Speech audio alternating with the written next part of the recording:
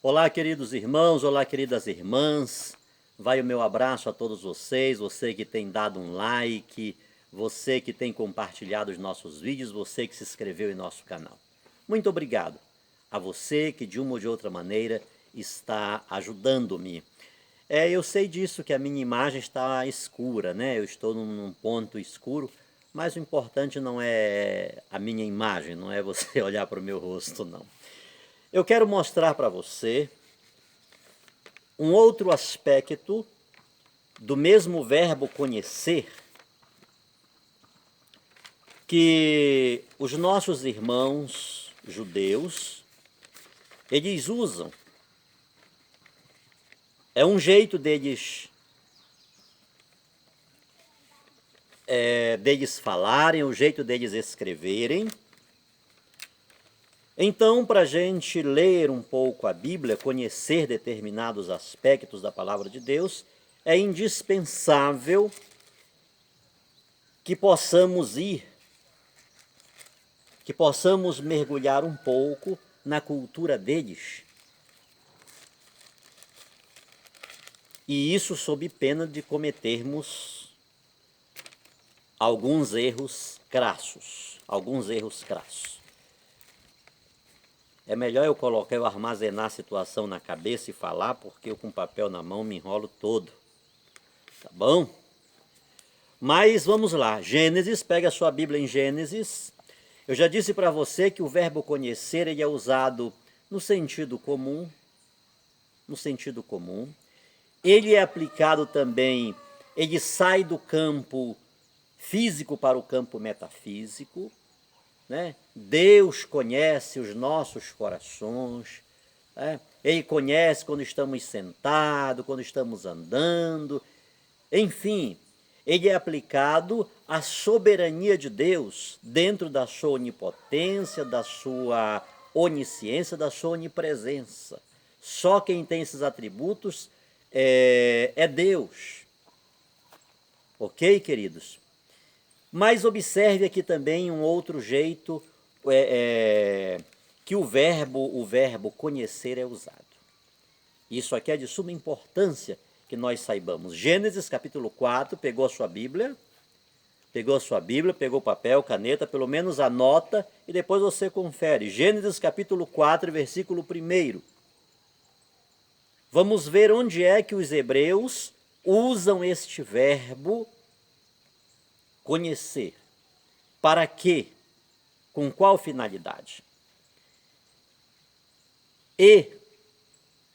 Gênesis 4:1. E conheceu Adão a Eva, sua mulher, e ela concebeu. E teve a Caim, e disse: alcancei do Senhor um varão. Fiquemos apenas com a parte A do versículo. E conheceu Adão a Eva, sua mulher, e ela concebeu.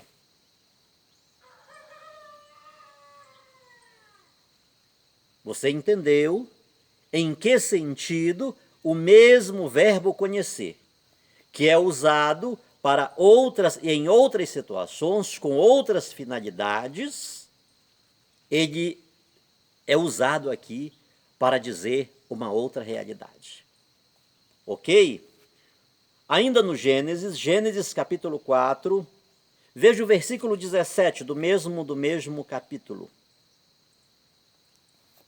Versículo 17 do capítulo 4 do Gênesis. Já virou a página, está lá, talvez na mesma página. Olha aqui. E conheceu Caim a sua mulher, e ela concebeu e teve a Enoque.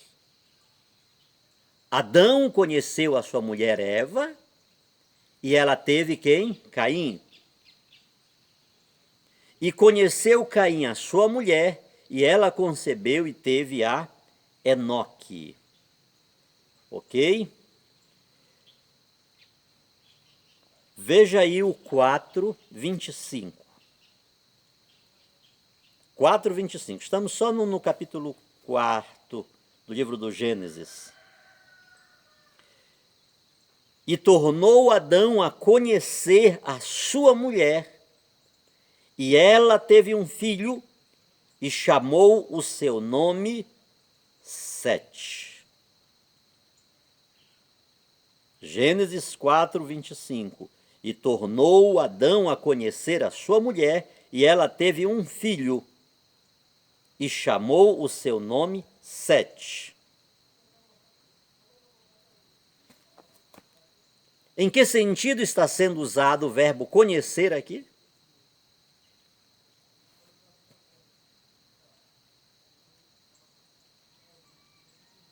Está entendendo, queridos irmãos? Quando Jesus fala, conhecereis a verdade, e a verdade vos libertará. Quando Jesus disse que ele veio para dar testemunho da verdade, quando Jesus diz que para ele verdade é conhecer o único ser absoluto, o Deus verdadeiro,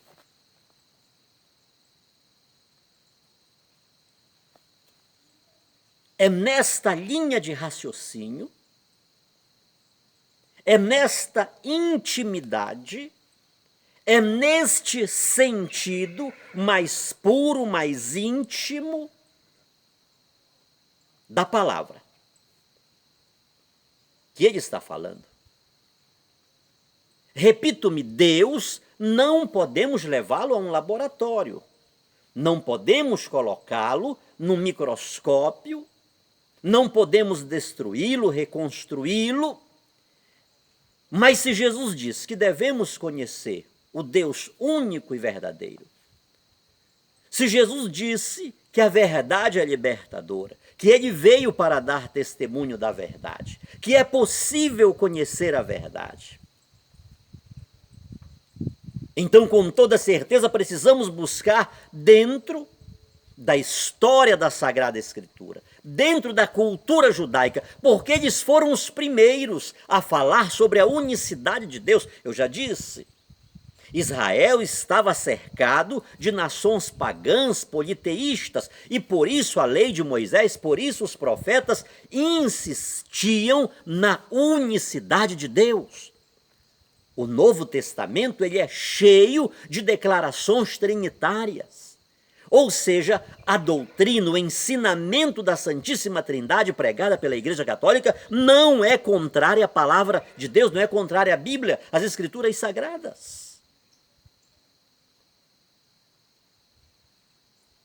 Então esta mensagem do conhecimento de Deus, nós precisamos adentrar neste verbo, onde ele está sendo aplicado, para nós chegarmos a uma conclusão sóbria do que Jesus está falando. É possível conhecer a Deus. Quem conhece esta verdade é livre, mesmo que esteja no leito de um hospital, mesmo que esteja encarcerado. E quem desconhece esta verdade é um prisioneiro, é um escravo, ainda que possa andar livremente pelos quatro cantos da terra. Eu falei para você um dia do amigo de Sócrates, que ele chegou no templo de Delfos, o maior santuário da antiguidade, e diante da profetisa, a grande profetisa do templo do santuário de Delfos, ele perguntou para aquela mulher, quem é o homem mais sábio da Grécia? E ela respondeu imediatamente, Sócrates de Atenas. Quando aquele amigo contou para Sócrates o que tinha acontecido, Sócrates lhe respondeu. A profetisa disse que eu sou o homem mais sábio que todos os outros sábios. Ela disse isso porque eu conheço a minha ignorância. E Sócrates acrescentou, o conhecimento da própria ignorância é o princípio da sapiência. Por sinal, lá na fachada desse mesmo templo de Delfos, estava uma frase lapidar. Conhece-te a ti mesmo. Isso aqui não está falando de superficialidade. Isso aqui não está falando de mediocridade. Está falando de profundidade, porque muitas das vezes nós achamos que conhecemos o mundo ao nosso derredor. Achamos que conhecemos o cosmos. Achamos que conhecemos tudo que nos cerca. Mas nós não conhecemos o antropos, o mundo que está dentro de nós, de cada um de nós. E aqueles homens sábios de antigamente, eles disseram que o ser humano ele só vai conseguir conhecer o cosmos, o mundo ao seu redor, o Theos, o mundo acima dele, quando primeiro ele conhecer o mundo dentro dele. Este verbo está sendo aplicado aqui para falar de intimidade. Tudo que já falei para vocês, onde esse verbo aparece, e tem muitas outras referências, eu vou passar para vocês, para você definir em que sentido o verbo conhecer está sendo aplicado. Então, tanto o que Sócrates disse. Ela disse que eu sou mais sábio que todos os outros sábios, porque conheço a minha ignorância. Na fachada do templo, conhece-te a ti mesmo. Há 20 anos atrás eu estudei isso. Quando comecei a estudar filosofia no seminário da Arquidiocese de Belém do Pará, por sinal estávamos estudando a encíclica de João Paulo II, a Fides et Ratio, Fé e Razão. Está falando desta intimidade. Naquela encíclica, João Paulo II citava exatamente essa frase lapidar que estava no templo de Delfos: conhece-te a ti mesmo. Então está falando de interiorização, está falando não de superfície, mas de mergulho em nós mesmos. E este verbo, dentro da literatura judaica, está referindo-se à relação mais íntima que existe entre um homem e uma mulher. Mateus capítulo 1, versículo 25. Mais uma referência e vamos já encontrar um problema seríssimo. Que não é seríssimo, mas muitas pessoas o têm na conta de seríssimo. Eu o tinha na conta de seríssimo. Mateus capítulo 1, versículo 25. Já sei, missionário, que está escrito aí. Que bom que você já sabe, que aí eu não preciso ler. O que é que diz? Vamos ler o 24 e o 25. E José, despertando do sonho, fez como o anjo do Senhor lhe ordenara, e recebeu a sua mulher. Versículo 25. E não a conheceu. E não a conheceu até que deu à luz seu filho, o primogênito, e pôs-lhe o nome de Jesus. Vamos repetir? E José, despertando do sonho, fez como o anjo do Senhor lhe ordenara, e recebeu a sua mulher. E não a conheceu. E não teve relações com ela, até que deu à luz seu filho, o primogênito, e pôs-lhe o nome de Jesus. Eu disse que estamos diante de um problema. Mas antes de entrar nesse problema, muitas pessoas têm me perguntado isso, eu creio que chegou a hora da gente falar um pouco sobre. Observe, queridos, que o mesmo verbo conhecer, observe bem que o mesmo verbo conhecer, este verbo está supondo que José não conheceu Maria, que José não teve relações íntimas, relações sexuais, relações normais de alguém que casa-se com uma mulher. A relação íntima do casal, a relação íntima dos cônjuges, que eram namorados, que eram noivos e que agora casaram. Então, eu quero deixar para você esta clareza do verbo conhecer. Primeiro ponto é este. Este verbo conhecer, os hebreus, eles usam-no para designar, para identificar a relação mais íntima que há entre um homem e uma mulher. Inclusive, a relação que gera a vida. Você viu que de todos esses momentos em que Adão conheceu Eva, Caim conheceu sua mulher, e por aí vai, o que acontece na sequência? Tem vida. Esse verbo conhecer, ele é gerador de vida. Então é necessário que tenhamos isto em mente, é necessário que esta expressão, que este jeito de falar dos judeus esteja também na nossa mente, para que nós possamos compreender o que eles estão dizendo, o que Jesus está dizendo. A vida eterna é esta, que os homens conheçam a ti, o único Deus verdadeiro e aquele que enviaste, Jesus Cristo. Eu sou o caminho, eu sou a vida, eu sou a verdade. Eu vim para dar testemunho da verdade, conhecereis a verdade vos libertará. Então este verbo aqui está estabelecido porque ele está dizendo algo tremendo para nós. Ele não está sendo usado aqui no sentido comum de um conhecimento superficial. Como que vou conhecer a Deus se não posso tocá-lo, se não posso vê-lo fisicamente? Os verdadeiros adoradores o adoram em espírito e em verdade. Então é necessário que a gente busque compreender as razões, as motivações, o jeito da cultura judaica para falar de Deus para nós. E a Igreja Católica pega a literatura judaica, o Antigo Testamento.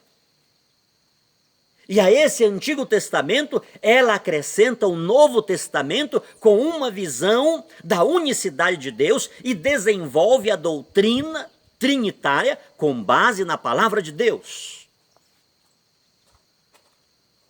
Então, queridos irmãos, neste particular, é preciso que a gente observe um detalhe. Maria Santíssima, é necessário que a gente entre neste aspecto aqui? Se o verbo conhecer aplica-se à relação mais íntima que pode existir entre um homem e uma mulher, já disse, a relação que gera a vida entre os seres humanos. Quem mais conheceu a Deus, o único ser absoluto, senão Maria Santíssima?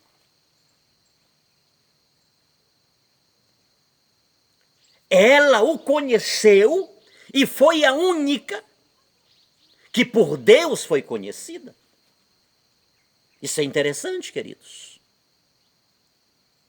Quem dos seres humanos mais conheceu a Deus do que Maria Santíssima? Ela conheceu a Deus e dele foi conhecida. De todos os seres humanos, queridos irmãos e irmãs, observe isto aqui. Deus não conheceu outra mulher na maior das intimidades do que Maria Santíssima.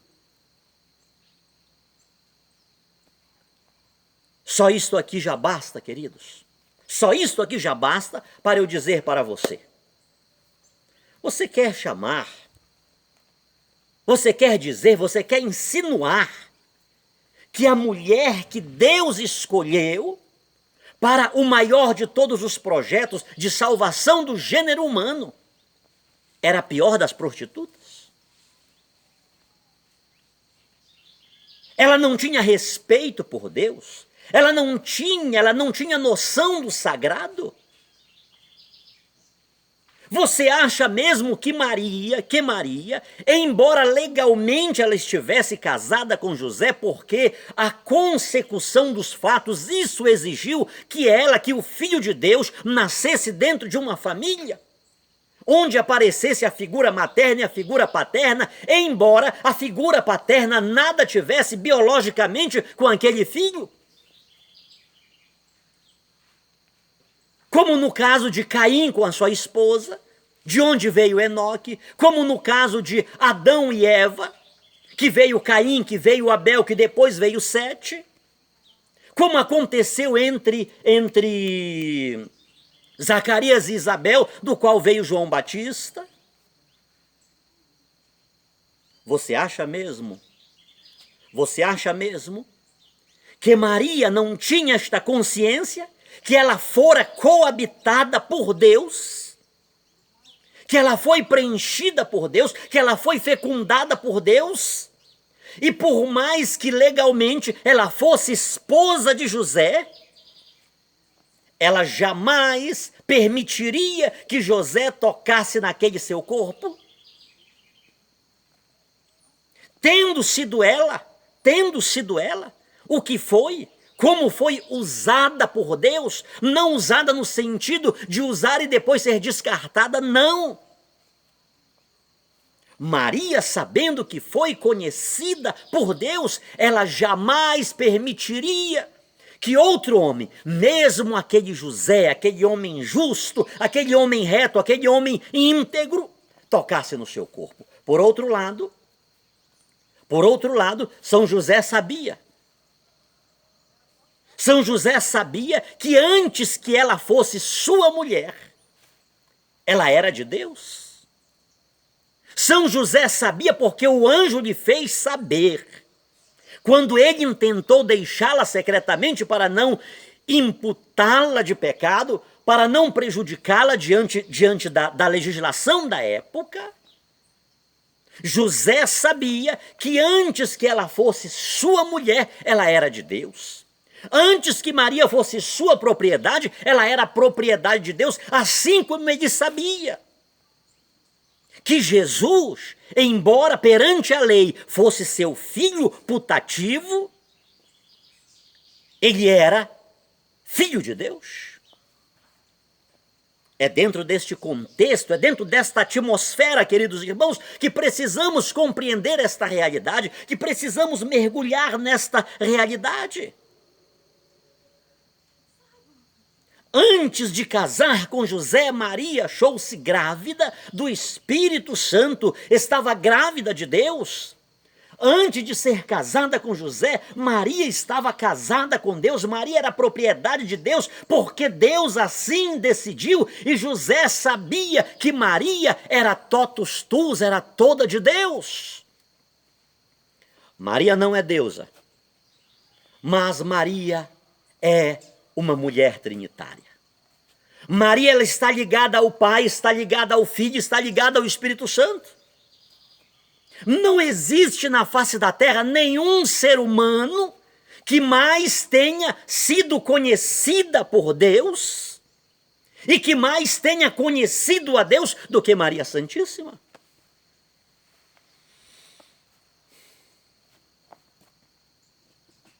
Se os hebreus usam o verbo conhecer para designar a relação mais íntima que há entre um homem e uma mulher, esta relação mais íntima aconteceu entre Deus e um ser humano único, Maria Santíssima. Repito-me, ela não é deusa. A Igreja Católica nunca disse que Maria é deusa. Mas dentre os seres humanos,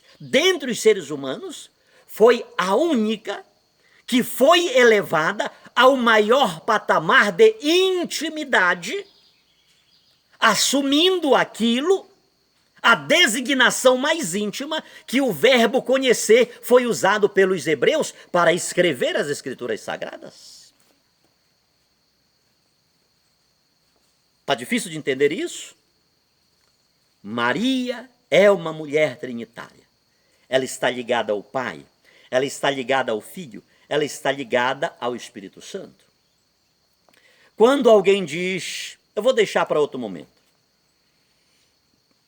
Mateus 1,25. E não a conheceu, são dois problemas que aparecem aqui. E não a conheceu até que deu à luz a seu filho, o primogênito. Quais são os dois problemas que aqui aparecem? O até que. Segundo, o primogênito.